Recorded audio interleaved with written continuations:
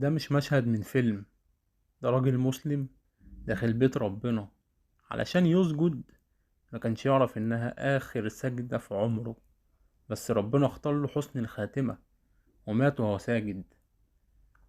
ولا تحسبن الذين قتلوا في سبيل الله أمواتا بل أحياء عند ربهم يرزقون. ربنا شاف وربنا ما بينساش.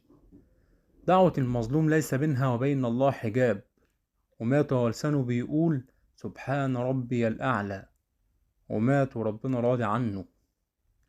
اللهم تقبله في الشهداء وارفعه في عليين، وانتقم يا ربنا من الظالمين، واجعل آخر كلامنا في الدنيا لا إله إلا الله. ويا من غدر بك يا أبا بكر، عند الله تجتمع الخصوم.